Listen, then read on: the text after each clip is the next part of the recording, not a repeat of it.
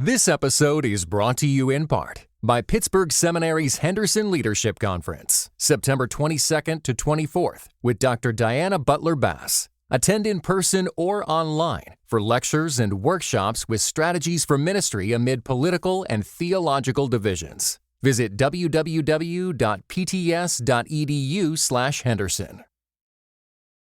Hey everybody, this is Chris from the Truce Podcast. We'll get into a discussion of the birds and the bees in this episode. Nothing gross, but you've got about 30 seconds to pause the show if this is not the best time.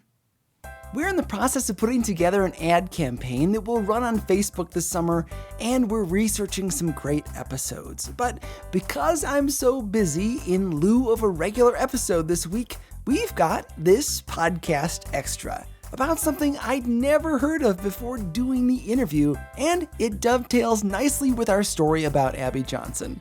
This story was recorded in the press room at the National Religious Broadcasters Convention, which is why there is a little bit of background noise. This episode is brought to you by No Small Endeavor, the acclaimed podcast from Great Feeling Studios and PRX. In each episode, host and award-winning theologian Lee C. Camp sits down with courageous and impassioned people, like Hollywood legend Rob Reiner and civil rights hero Reverend James Lawson, talking about what it means to find true happiness and flourish in day-to-day life. And if you're looking for somewhere to start, why not check out the recent episode with award-winning journalist and best-selling author Tim Alberta on Christian nationalism's role in the Republican Party. Follow No Small Endeavor on Apple Podcasts, Spotify, or wherever you get your podcasts. So my name is Nate Birt. You can reach me by email, nathanjbirt@gmail.com. Nate is skinny and wears glasses. He looks a full 10 years younger than he is. I am a journalist by trade, but I also am a father. So my wife and I have 4 children. We have 3 biological children and an adopted daughter. And she was adopted through embryo adoption, which many people aren't aware of. Which is the subject of this podcast extra, embryo adoption.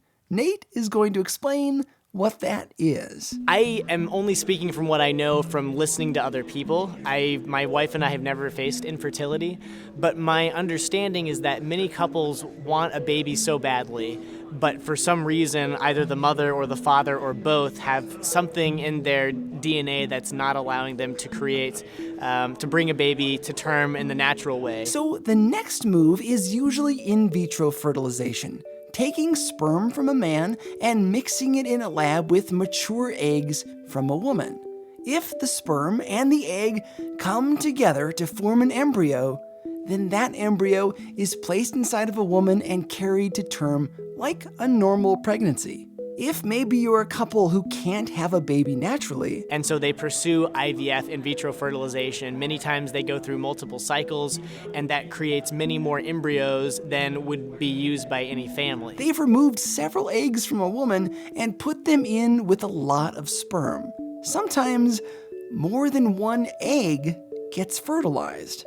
Many pro-life people argue that life begins at conception, when egg and sperm form an embryo. That creates a bit of a moral conundrum with in vitro fertilization. What happens to all of those other fertilized eggs that don't get placed into a woman's uterus? And so as a result, we have many couples that come to the end of their family building process, have these remaining embryos, and then there are so many ethical, spiritual, moral implications of what do we do with these embryos that oftentimes the best, easiest thing to do, and it's still expensive, is to place those embryos in frozen storage, pay $60, $70 a month in perpetuity. What do you do with all those frozen embryos? Not everyone can pay money every month to keep them frozen. And not every family can sustain having more and more kids. Is it okay to thaw the embryos and discard them? Do you delay the inevitable by keeping them frozen? Or is there a better option? That's why Nate wrote his book, Frozen but Not Forgotten. And so there are more than 1 million frozen embryos in storage. And so the question that my wife brought to me was, why don't we pursue embryo adoption to build our family?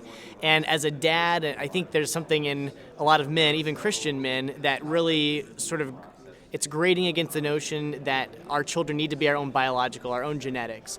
And so when we recognize that we are all adopted by God, it really reframes how I viewed adoption and how I think more dads can probably think about it as well. Nate and his wife adopted 3 embryos. The first 2 didn't make it. Apparently, thawing them does not always work out. However, one of them did survive and was transferred to my wife Julie's uterus, and 9 months later she gave birth to our daughter Phoebe, and she just celebrated her first birthday last week. And now they have their daughter Phoebe because of this special kind of adoption.